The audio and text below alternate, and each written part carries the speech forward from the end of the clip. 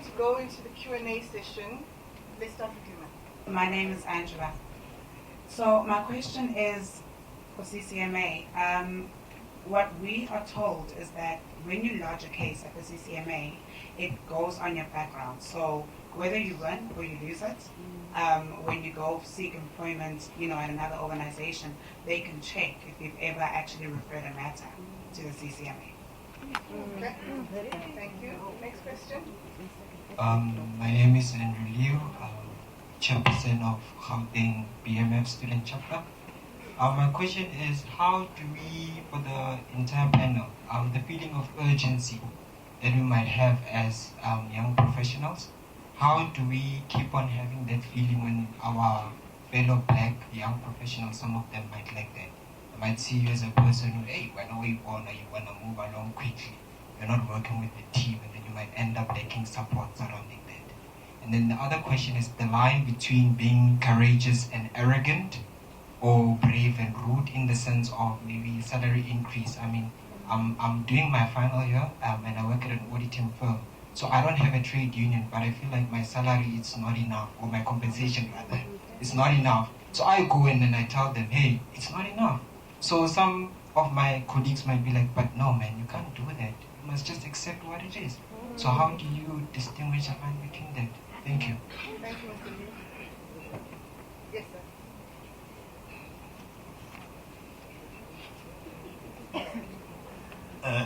My name is David. Currently, I'm an HR manager, but I changed my career from engineering, thinking that I would fix this human resource issues.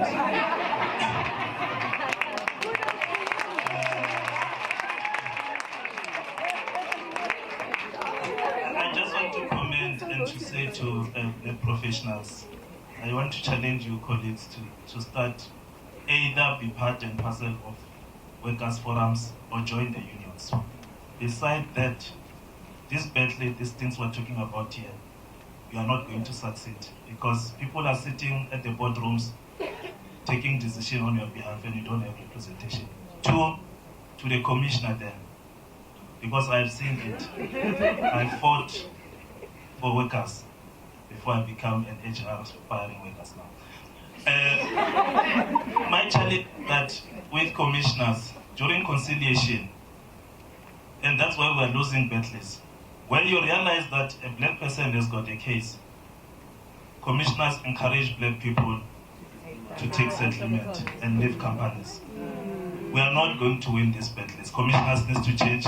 And lastly, commissioners must stop writing rulings that are very ambiguous. Whereby when you take it to labor court, they say no, but there's no case here. Because of the commissioner, a black commissioner who misled a black young professional. So please, I'm just begging you commissioners as well to say, let us look at that part as well, and let us not encourage workers to take settlement.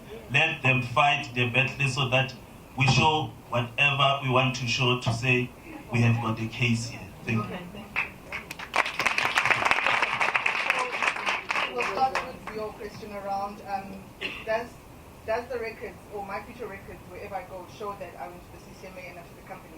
So we have case records that are public.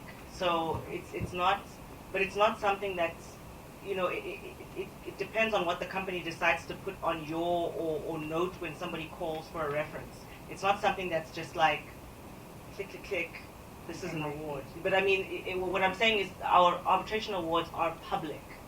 So it's not something that is hidden, so it's not a secret that you've taken someone to see. Your name is going to be Banimane versus Banimane there. I mean, it's there. It's an arbitration award. It's public knowledge, especially if it goes on review at the labor court. It's a public document. So it's not something that can be hidden. Sometimes settlement agreements can be private if they choose to specify that settlement agreements are going to remain confidential. But generally, arbitration awards and rulings are public documents.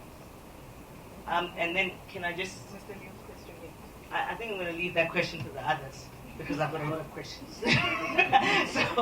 But I just wanted to address the question of commissioners pushing for settlement. Let me tell you exactly how conciliation works, or how we train to conciliate. One of the main part of conciliation. And now for you guys who don't understand, if let's say you get dismissed, the first part of the process is called conciliation. The second part is called arbitration. Conciliation is like a mediation type process where you hope to settle the dispute. If you can't settle the dispute, you go to arbitration, which is more formal. There's an arbitration award that is done by the commissioner within 14 days. Okay, and that's something that you can take on review to the labor court, etc. So the conciliation part is where people settle cases. With monetary settlement, sometimes there's reinstatement or reemployment. Now, reality testing, that is a big part of what we do. And it is not about pushing, all right? There is a debate about settlement rate on commissioners, how many cases we're supposed to settle. But the real issue is about making sure that the employee understands everything that is possible here. So when we talk about settlement or monetary settlement, it's not that people are saying don't fight. You've always got that choice. And a good commissioner will tell you, hey, you can push. You can even go straight to the labor court. It's fine. I mean, after arbitration, you can end up in the labor court. That's fine. But we have to tell you that it's going to take 3 to 5 years. I have to say that because you must understand everything that you're stepping into. We push for reinstatement or reemployment as the first thing. A lot of workers, first thing they'll say is, no, I'd rather have money. A lot, a whole lot. And that's not because they're not thinking. They're tired. By the time they get to the CCMA, they're tired of that company. They don't want to be there anymore. So sometimes it's just people, it's parties themselves who say, actually, I can't take it. I'm afraid that if I go back, I'll be victimized more. I would rather just part ways with this organization and take a settlement. It's not as though people, and to be honest, you know, it's something that I struggle with myself often, whether or not, it's a very personal choice to fight. It's very personal and very individual. For somebody to say, you know what, I'm willing to make the sacrifice and push on with this case for the sake of people are left behind, for the sake of all black people, for the sake of the labor law to progress, it's very personal. And I don't think it's you know, as much as that's what we want everybody to do, we also can't judge people for saying, for me, I can't, for whatever reason. It's a very, very individual decision. Some people they think about their families and think, I would rather not. I would rather stop here. Other people say, I have the strength. I have the willpower to keep going and going and going and going. And that's very much a personal decision, I think. So if we go to the questions that Mr. Liu asked, the first one was around the fact that people might think he's too ambitious and wants to go up, and he's got fellow black people saying, no, young lad, slow down. And then secondly, he's in an organization and he strongly believes that he's not getting paid what he's supposed to get paid.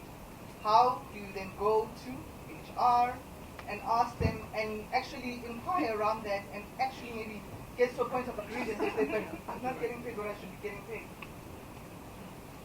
And we're not fighting. Just asking. Well, I think, my brother, thank you. That's a very good question. But I also need to say, before I answer, I also go through the same thing. I also want more money. So, it is true. So, the lessons that I've had and the interactions I've had with people who come to state that case, I find that when you actually are working in an environment where there is actually a performance system in place, it becomes easier. Okay, it becomes easier to start the conversation. The most difficult place you can start a conversation about I want more money is when between you and the manager there is actually no parameters for what needs to be delivered, and that is where the difficulty is, and that is why we were talking about performance earlier on. But the advice that I often give, and I hope that I'm also giving to you and to everybody in the room, is that even in the absence of a performance culture, where we sit down with the manager, we have agreed that this is when we meet and we discuss and we want this and these are the targets and they're achievable. The best thing is to, and I know it's tied with the question you asked before then about you are distinct and you really want to move and other people want to make you feel like you get that claim, you know? And then the next thing they want to start a conversation about, I want more money. And it becomes very easy for the employer to say, where are you basing that from? Thank you. Next round of questions. My name is Andy. Let me introduce myself. There's just one or two comments, Tembi, I have on the topic. Maybe let me say I'm very, very pleased by the intellectual debate we are having about these issues, particularly the fact that it's led by women, with all due respect. Yes. But I just want to caution colleagues on one thing. Let's avoid to make the victims oppressors. These executives you're talking about in corporate are actually victims of the system. And if we were to look at our own history of liberation, there were blacks when the Mandelas, the Tambos took the baton and took the responsibility of liberating us. There were blacks that were pliable and happy with apartheid. There were blacks that participated in the Bantustan system. All we need to do, colleagues, and I implore you, and the BMF is making a call, that all we need to do is to take full responsibility of our own destiny as this generation. Let's have a mission that would see through the oppression that is particularly seen in the private sector. Because I can tell you with full confidence that professionals in the public service are far much better off than professionals that you find in the private sector. But the baton and the responsibility that we have is now leaning and lying on us to take full responsibility. The issues that BMF raises that you colleagues yourselves don't support on Twitter and other places, where we see the return of white males in state-owned enterprises. You are the first ones to say, but what if the person is qualified? We are fighting here the sentiment. We are fighting the impression that it gives that black people can't run anything properly, can't manage things properly, and as a result, we need to move them because they are thieves, and we put whites as messiahs for us. So we need to be very careful about demonizing our own people whilst we are fighting a bigger cause. The last point I want to make is that a gentleman by the name of Che Guevara and Fidel Castro once said that if they were to go to war again, they will take 15 soldiers instead of the hundreds they had before. So don't look beyond somebody else. Be in the war yourself. Two of us alone can win the battle. Thank you.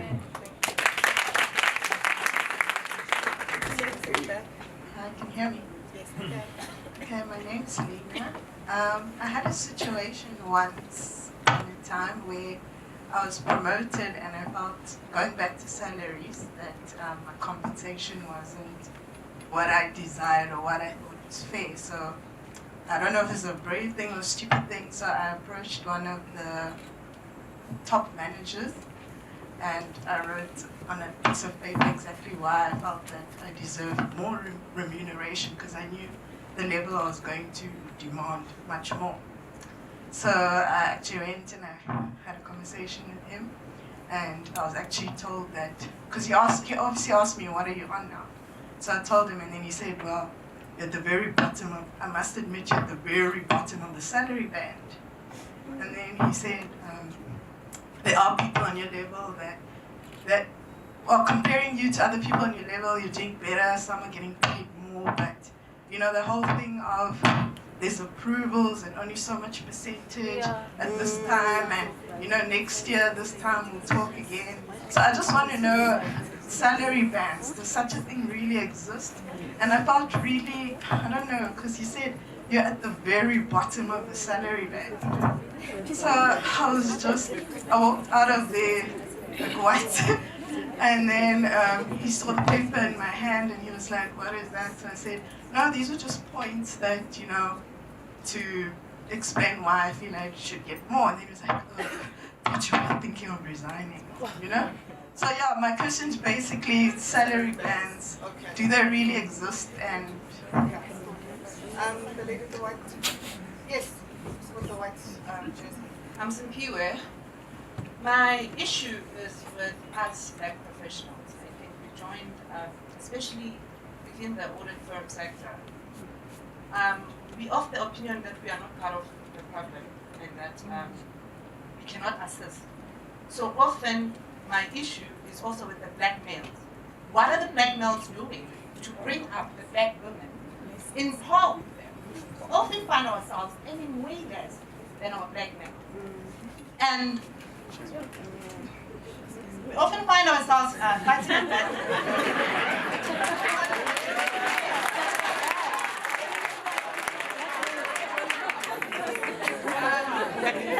Our black brothers, I think the thinking is still that of a woman who belongs in the kitchen, and these are the same ones that we find in HR that don't understand why you deserve more, for example. And they will look at a sister being passed over for a promotion, and they will take it willingly, like males in this country. So it is my question to you, especially since you're in the HR position, to say, why is it that black males don't fight us? Why don't they see the same person? Why aren't they allies of the black women? Why are they allies with the white county bodies? What is it that the white environment has promised them?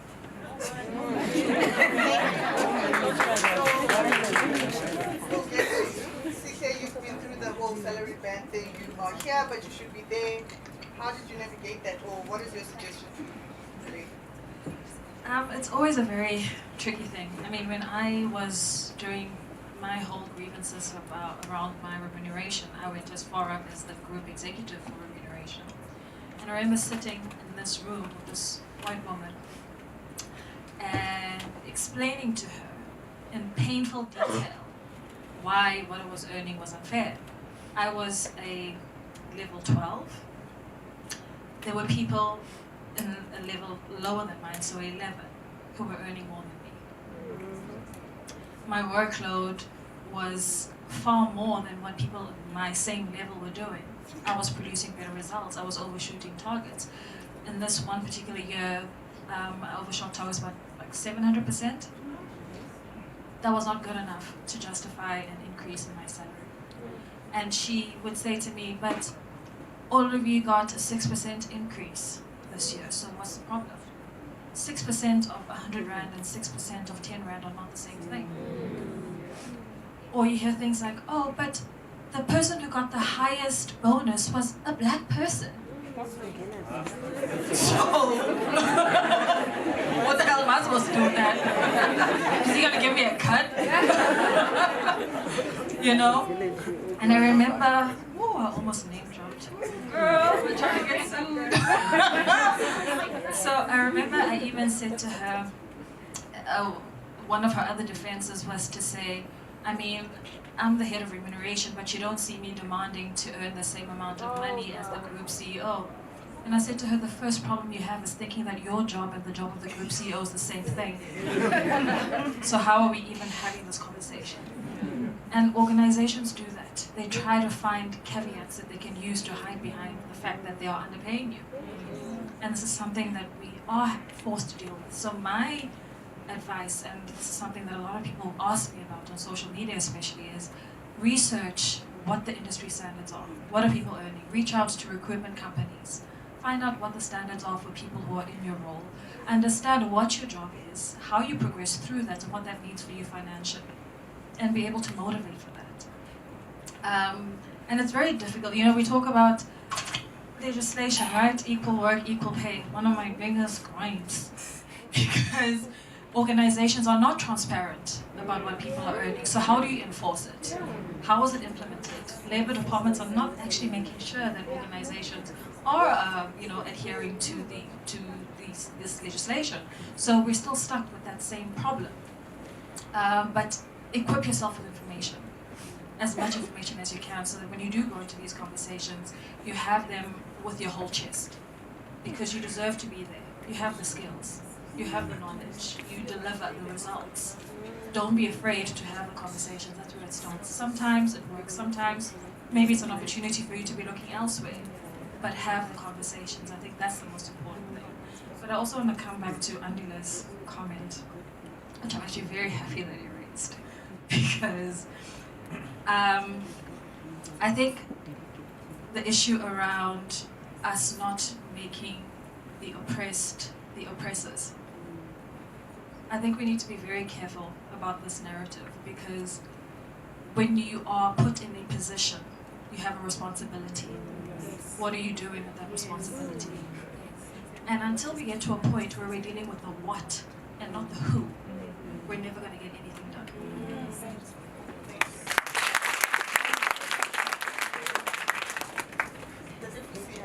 If you can just respond to the question, so not the salary one because that's been tackled, the question around what happens in HR when you look at a black female and you can see that she's the right person for the job, but you don't tell the decision makers, say, but you're not making the right decision, this is the right person. And for those of you who didn't see what the lady did, so as she was talking, she spoke about the black brothers, and we told her to move the mic closer to her. She handed it over to the guy to hold for her.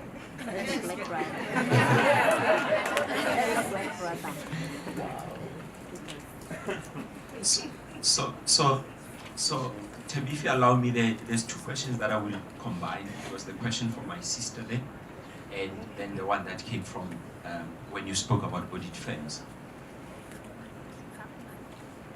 I know I'm going to sound like, again, Sihle spoke about it, that I'm going to legislation.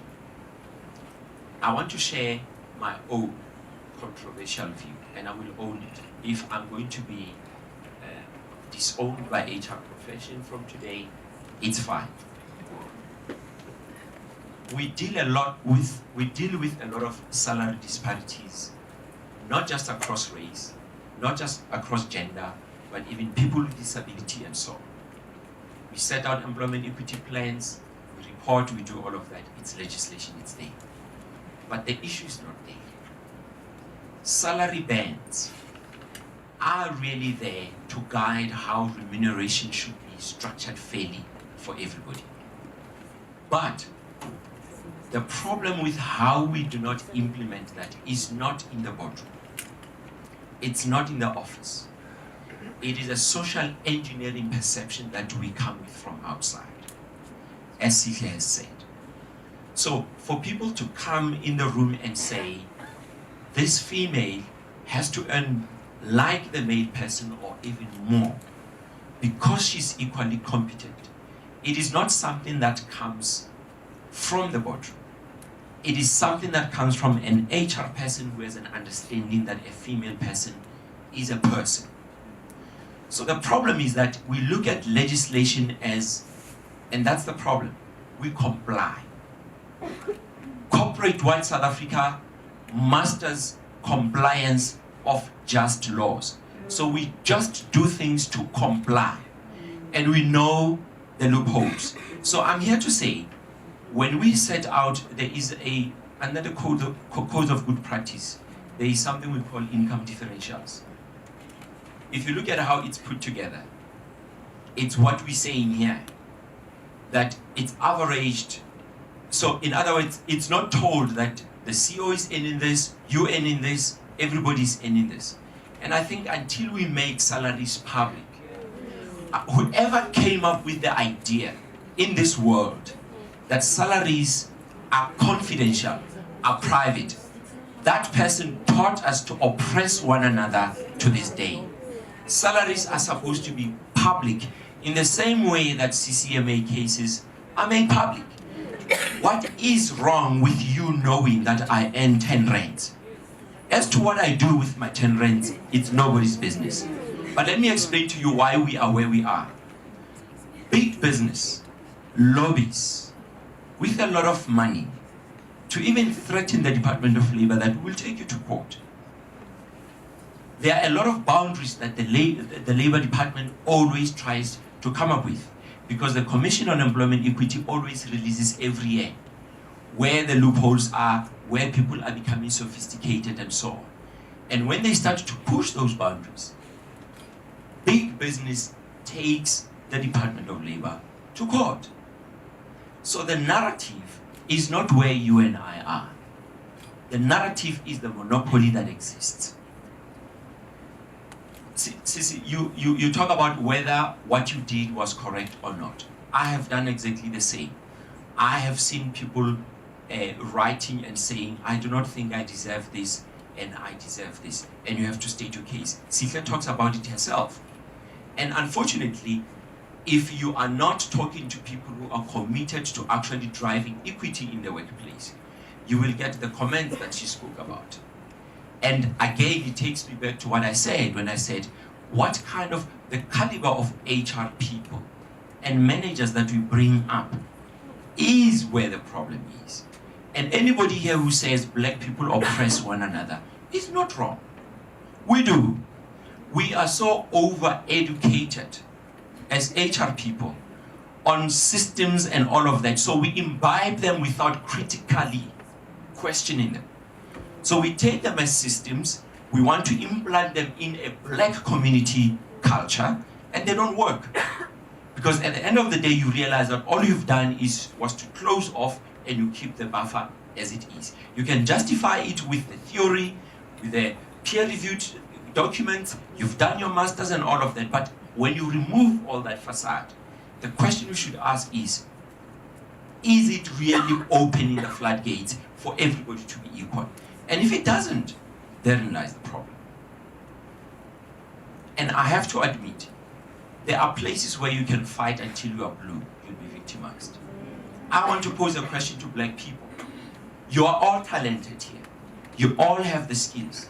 How many of us tell an engineer to go and found a firm and will bring our finance, supply chain and all of that pro bono? Not for money, pro bono. So you work long hours in your job, earning your money, but you're also utilizing your skills to support that guy or woman who started an engineering company. So you've got a marketing person, you've got a lawyer, you've got everybody supporting them pro bono, marketing pro bono.